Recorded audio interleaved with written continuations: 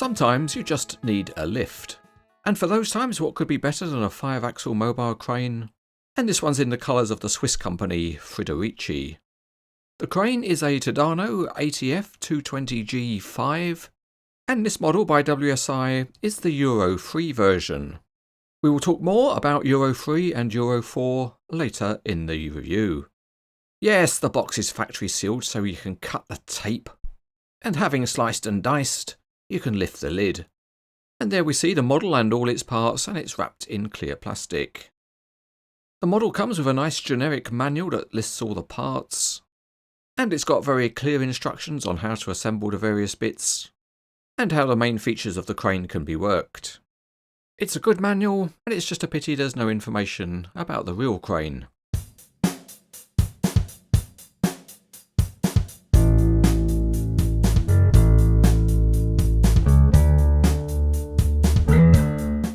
Get it ready for the road, they said. Get it ready for the road.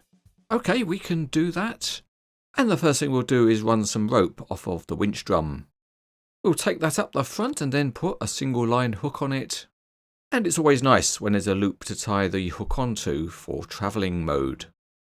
All we need is a bloke with really fat fingers to tie the hook on at the front. Okay, driver, winch it in just a little bit. No, too much, too much. That's better. Next, fix on some handrails in the transport position. And finally, we can add on the fly jib to the side of the boom. We position it in place and then secure it with a steel pin. So that's the crane ready for the road, and then all we need to do is find a Friderici truck so we can carry all the other parts.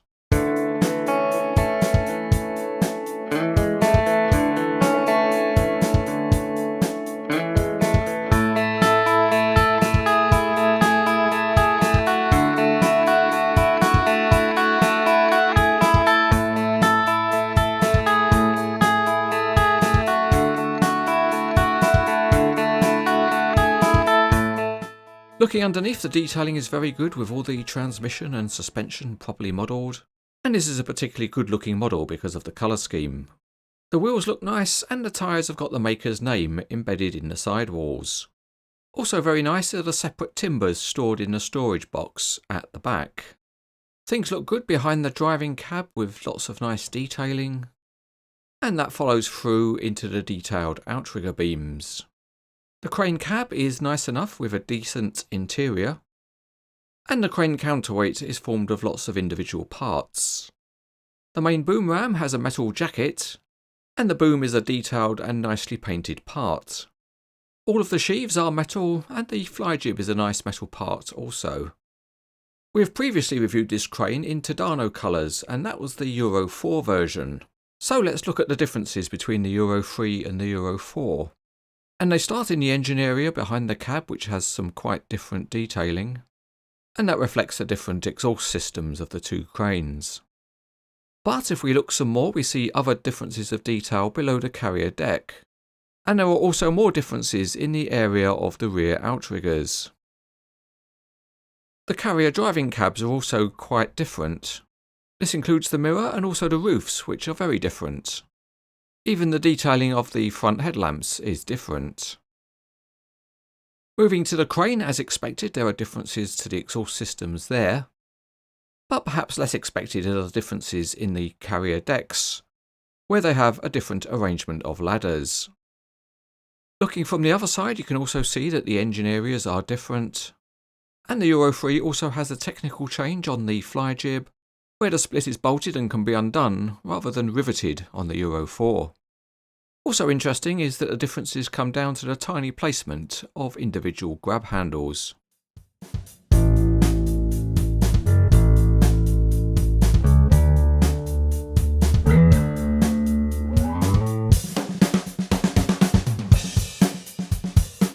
Let's dive into the features, and as usual we'll take a look at the steering.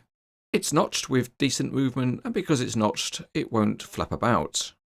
Also nicely implemented on the model is sprung suspension on every axle.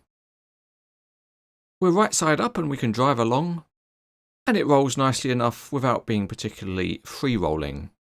All of the steering modes of the real crane can be reproduced, but let's just try turning a sharp corner. And as long as the driver knows what he's doing, it corners quite well. To set the crane up, let's start by lowering the access ladder, and it just rotates out and lowers down. We can pull out the 2-stage outrigger beams, and by unscrewing the pads you can lower them, revealing nice smooth pistons. A nice inclusion with the model with big spreader plates that can be put under the pads. And to show that we're ready for work, we can swap out the handrail from travelling to working mode. After that we can go to the front and old fat fingers can unhook the hook, and then the boom can be raised with the encouragement of a giant hand. The big ram operates very smoothly, and that's because you tighten it up using a special Allen key onto a little grub screw, and you just need to make sure that it's tight enough. In flies the counterweight, and it's made up of separate plates, and the whole thing can be positioned on the deck for self-ballasting. When you find the right spot, it locates itself into position. Now the crane can rotate to attach itself to the counterweight, and the scaling is all good because that works well. The method of attaching the counterweight is excellent, and it's like the real crane with pistons that lower, and they lock into position on the counterweight slabs. Once they're locked, you can then retract the pistons, and as you see here, that lifts up the counterweight just like it does on the real crane. It's a very good, trustworthy mechanism, and once it's fixed, you're good to go with the crane able to rotate, carrying its own counterweight. The telescopic boom features the usual locking system, and each section can lock at one of 3 different positions. To extend the boom, there's only one thing for it, and that's use your fingers in the time-honoured way. Out come the sections, and they're all two-tone, and they have a nice realistic profile. So with the crane set up, we can use the key in the winch, and play crane driver and lift up our load. The winch on the model is nice and positive with a spring action, with a nice positive brake. Other options we have are to increase the counterweight by adding on 2 cheek weights, and pinning on the optional fly jib gives additional height. The hydraulic ram has enough friction, and you can use it to set an offset angle. And on this model you can also unbolt the top section of fly jib and have a short heavy lift jib.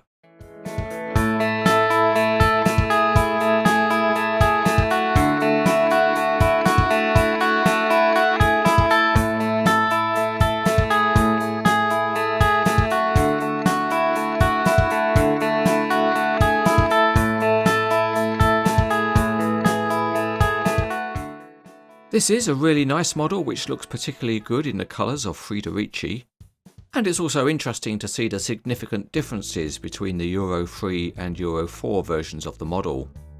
Of course it poses really well with other models, and overall this is a very nice crane model which is excellent.